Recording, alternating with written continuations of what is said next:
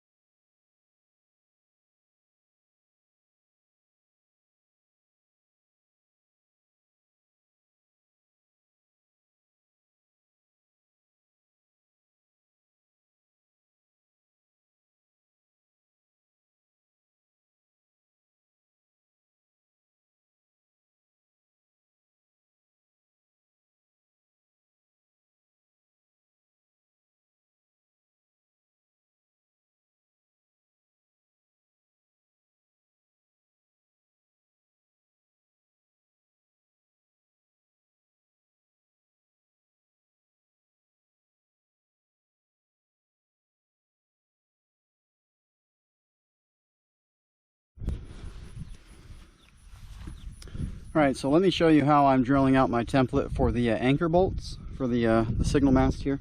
So if you come around here to this side and see, we've got 4 bolts intended for a 1-inch diameter anchor bolt. The holes themselves are about 1.25 inches diameter. So that means a 1-inch bolt, we're going to have about 1/8 of an inch margin of error on either side of that bolt. So this is one area that I'm going to put a little more effort in, making sure that I'm dead on center with these holes. So what I'm using is a 2x4, just a plain cheap 2x4. Clamp it over the holes. Here's one that I've already done. And using the clamps I can adjust it back and forth, clamp it down, and then I'll show you on this side. I would get my board back here.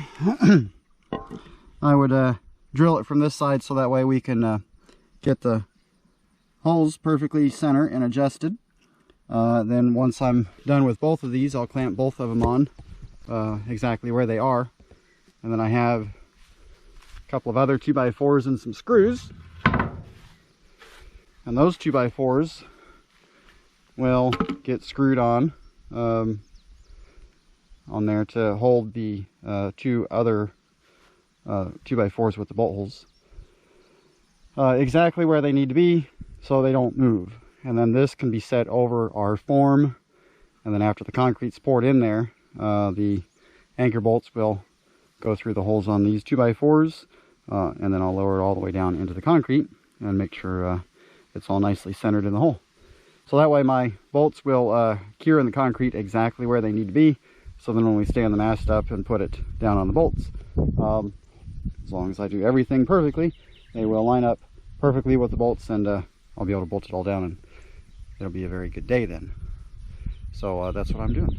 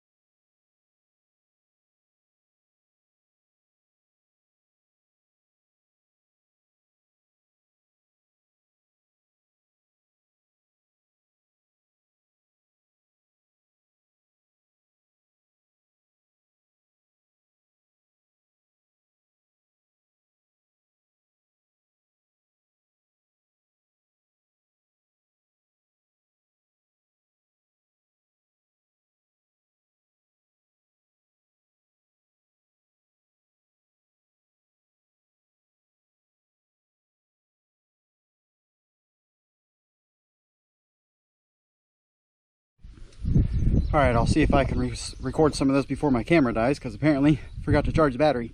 Concrete truck's on its way, should be here any minute. We can fill up this hole, and I've got another form.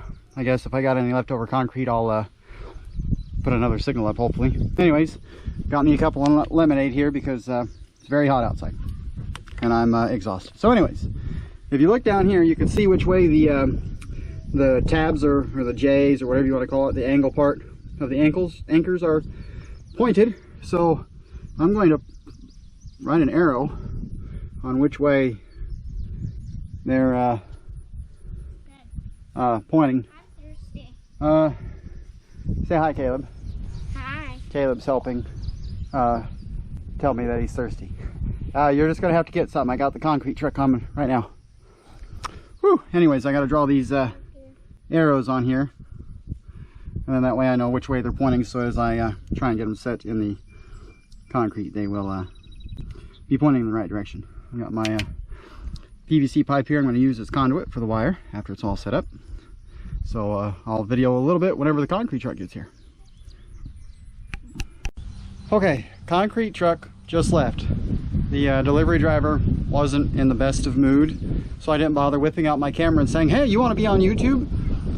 Because I didn't really want to be any more on the bad side that he apparently already had from, I guess, hating his life being a concrete delivery driver. I don't know. So anyways, he dumped it with a lot of profanity involved. It wasn't that difficult of a dump, so I'm not really sure what his problem was. But anyways, so we have the main signal base now for the big signal that I want to get up, and I had concrete left over, so I dug a hole real quick and stuck my I got some oil field pipe that a friend of mine gave me, 5-inch diameter.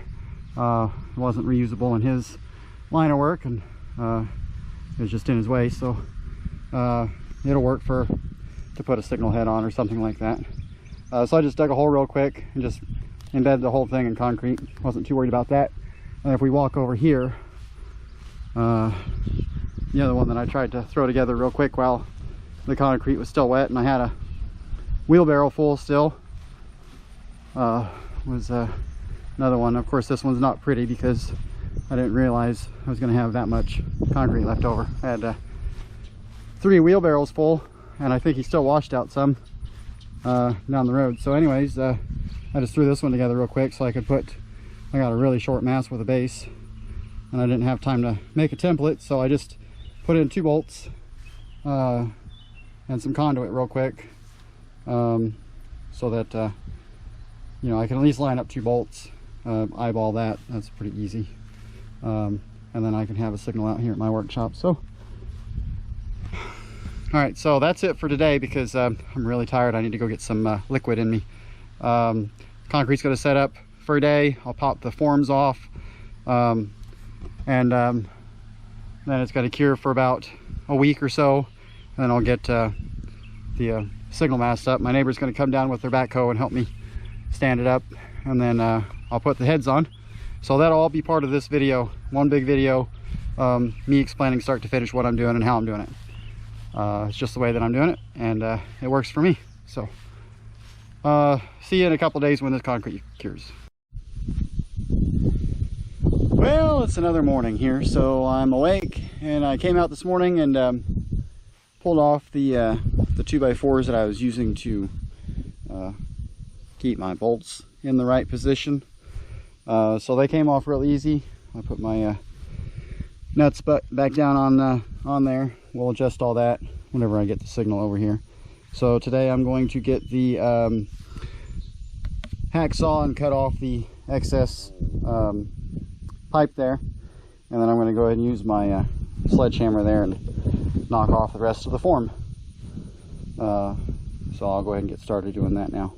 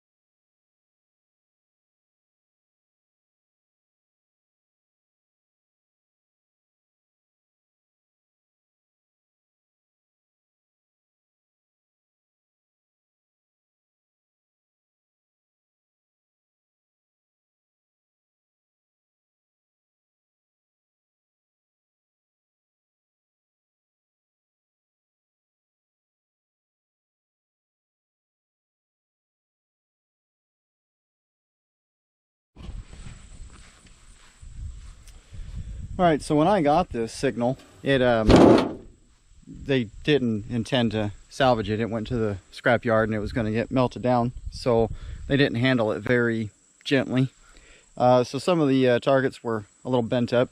I've got this one pretty well straightened out, at least as straight as I can get it with what minor tools I have here available.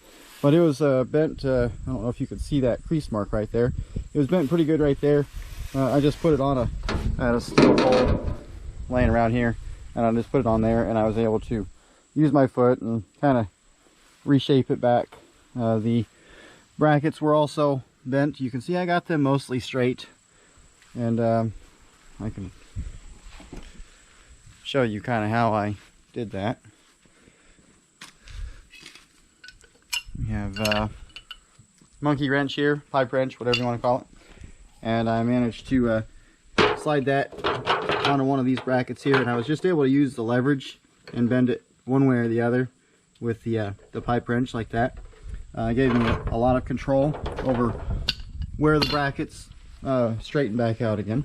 I did that earlier. I didn't have a good battery charge in my camera, or I would have shown you that, but that's basically what I did to get those brackets mostly straight and usable, so that whenever I get it up there, it'll be completely mangled looking. So I'm going to go ahead and haul them up the mast and get them mounted up. You can see over there I've got the targets on the backgrounds on the top head, and I'll get these backgrounds on the bottom head. Alright, so up here on the tower, second head, bottom head, and I've got the first part of the background up here, so I'm going to slide it into position. I've got my nuts and bolts ready there. I've got my socket and wrench ready. As you can see, I've got my climbing harness on, tied off here, so that I don't fall and hurt myself and make my wife mad. So I'll get this head on, or this background on this head, just like I did the top one.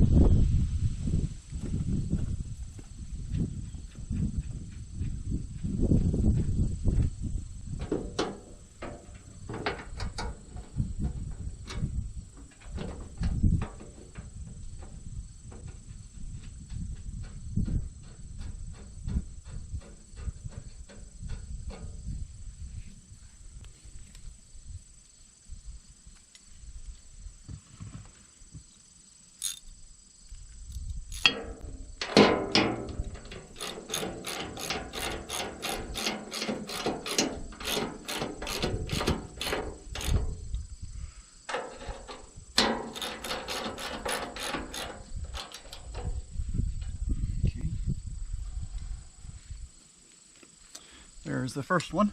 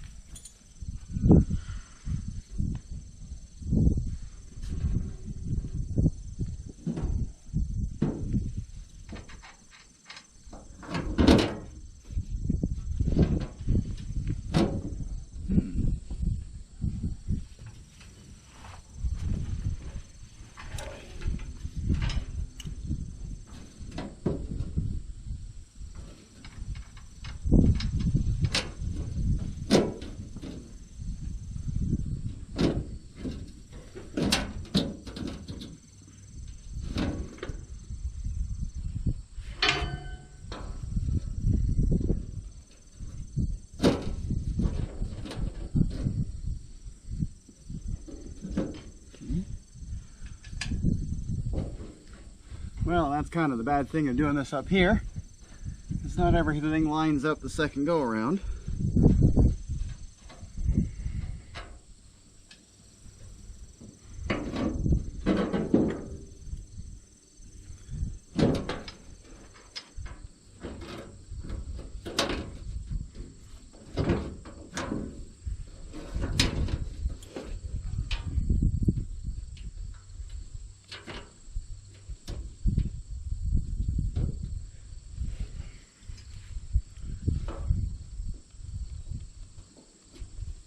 Come on.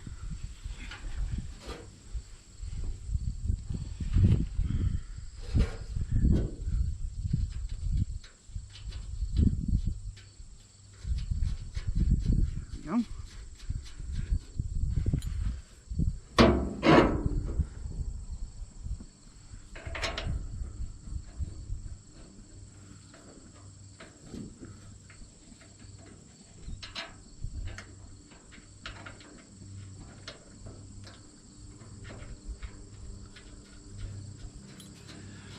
Well, that wasn't so bad.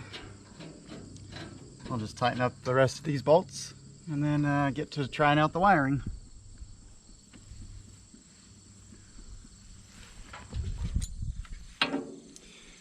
Alright, now that I've got this signal head up here, I can tell that it's not aimed exactly the same direction as the top head. The bracket for the top head is pretty frozen, so I don't think there's any way I can adjust it, but this one is loose, so I'm going to adjust it to match the top one. And since the bracket down below here on the bottom is already loose, all I have to do is loosen up this nut here, then I can twist it left or right to aim it to be in the same general direction as the top head. That way, aesthetically, it looks okay.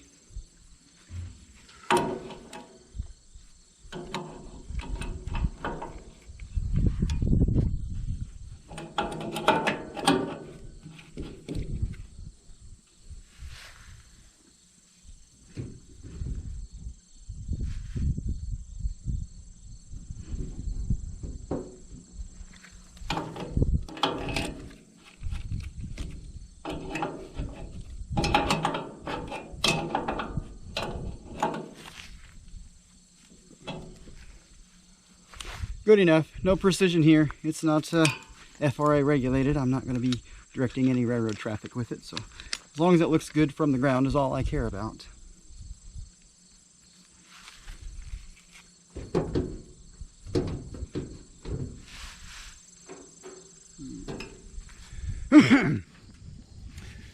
Alright, so I've got everything hardware related up here. I'm going to go ahead and open up the back door on this lower head. I already have the top head wired.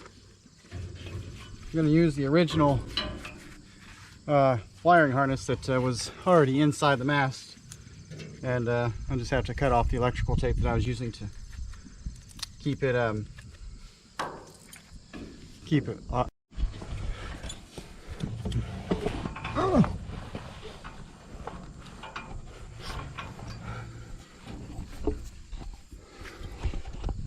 Alright, on the back of the housing here, there's a pipe that allows the wire to go in there. So I'm going to slide that wire up in through there. It'll come into the housing. And then we have the resistors that are used to adjust the voltage to the individual bulbs to make sure they run at exactly 10 volts. That's what the railroad traffic bulbs run at, 10 volts. So I'll just have to, I need two hands for this, so I'm just showing you what I'm doing. Those will go up in there. They'll screw to the terminal blocks, the resistors right there. The black wire goes right there, and then green, yellow, and red, and they each have their own individual resistor, and then they all go to the same common.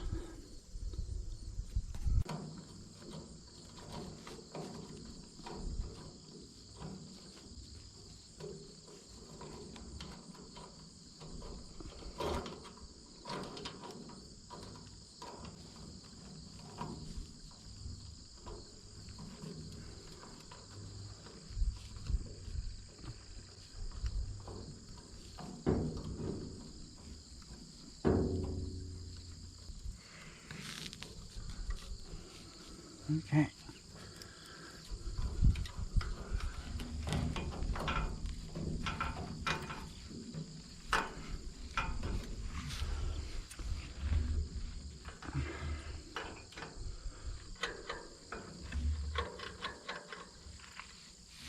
Sorry.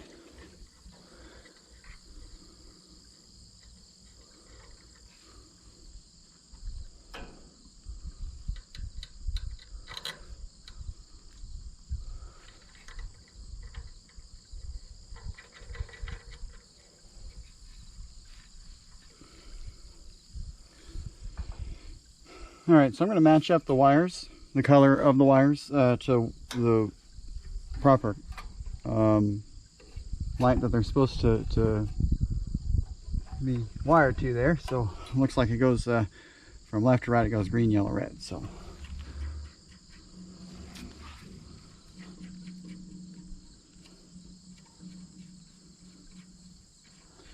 green.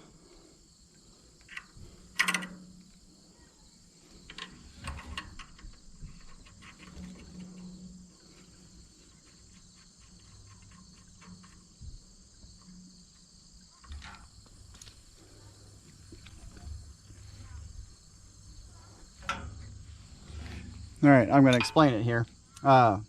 These are pretty standard nuts used in railroad signals. They all drive with a 1/2 inch. There's a signal wrench, you know, that SafeTran makes or something like that. A lot of signal maintainers on the railroad use them. And, you know, it's just for like a nut driver just for this. But standard socket works fine too. You know, I'm not going to cinch these down with a lot of torque. They don't really need that. You know, they're protected inside this housing. As long as they're nice and snug, you don't want to end up twisting something off there. So I just give it a little bit.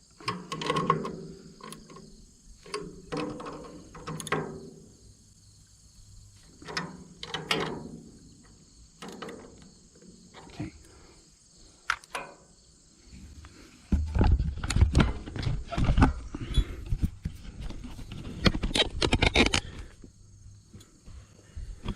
Alright, so there we have it.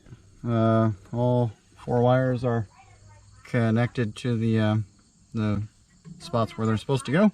And that goes in through the conduit and then down through the mass pipe through just how they did it on the railroad. So it's good enough for them, it's good enough for me.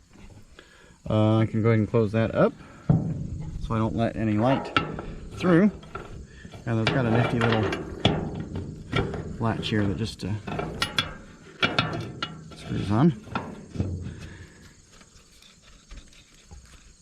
And it'll go right in there, and I've got a couple of Rayco signal locks, and I'll just put them in there for being authentic. US&S, that's pretty nice cast into there. And all the different patent numbers for the different patents that Union Switch and Signal had when they were making these. There's the logo that's cast in there, the US and the S. Very cool. Well, let's get the power supply on this and light up the both heads there and see what it.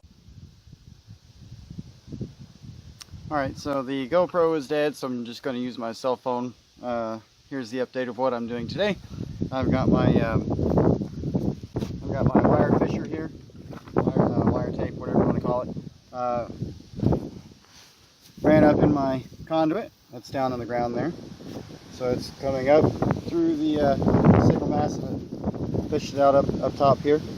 I'm gonna use some duct tape or whatever. I've got some, I think it's 12 gauge multicolor wire. This is solid copper wire, 30 feet, so there's 2 strands of 15 then that I can use to wire up the top and bottom head.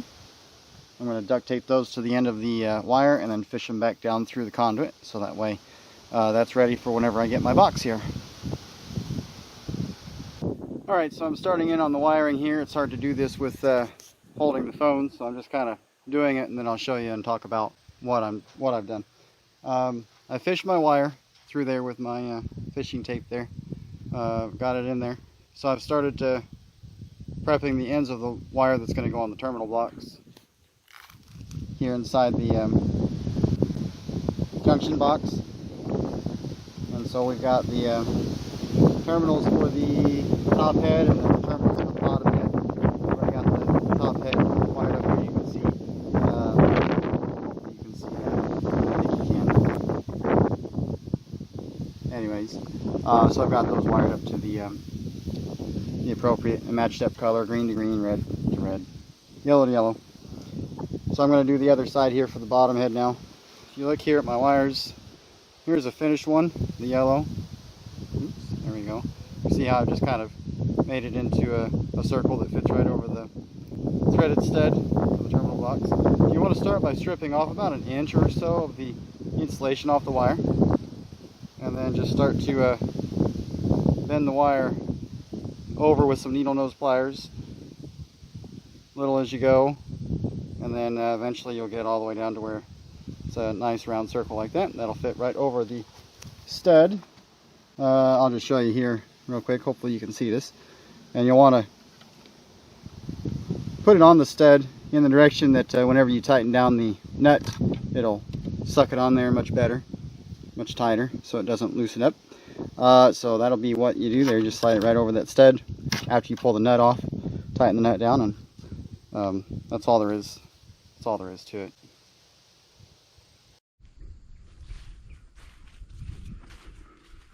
All right, so the wiring is pretty simple.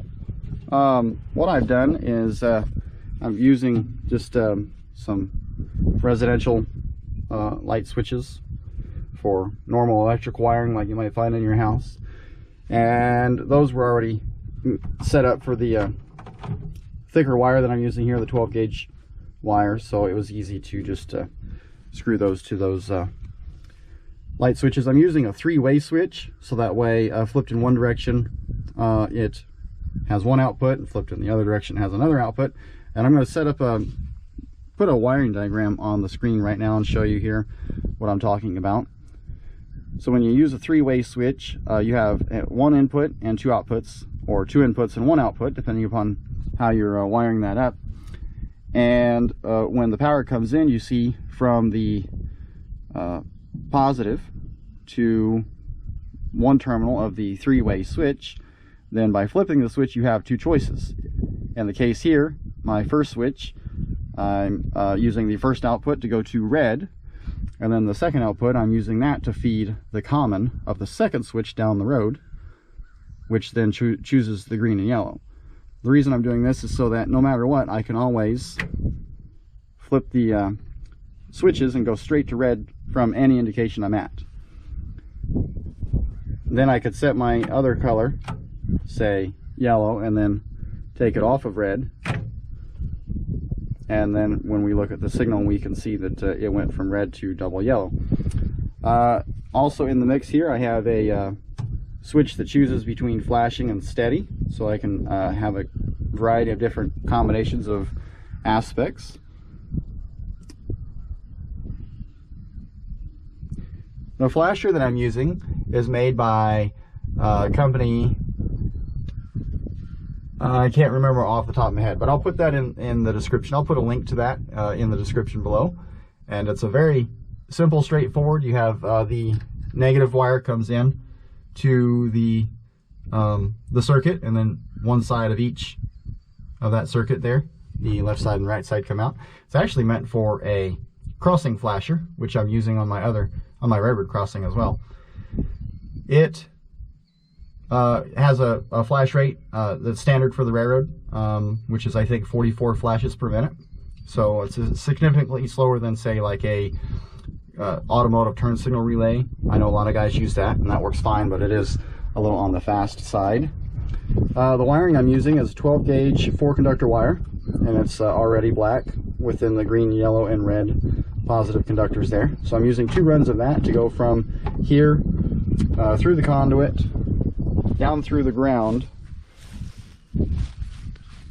and then up through the base, the concrete base, into the inside of the signal mast, and then to our junction box here, to then actually feed the individual signals. Power supply I'm using is just a 12-volt power supply. Calculating the resistance of the wire, by the time it actually gets all the way up there to the top of the signal, it's down to about 10 volts by the time it gets down up there. Each of the individual signal heads have a resistor to adjust the voltage, so that way I'm running pretty close to 10 volts.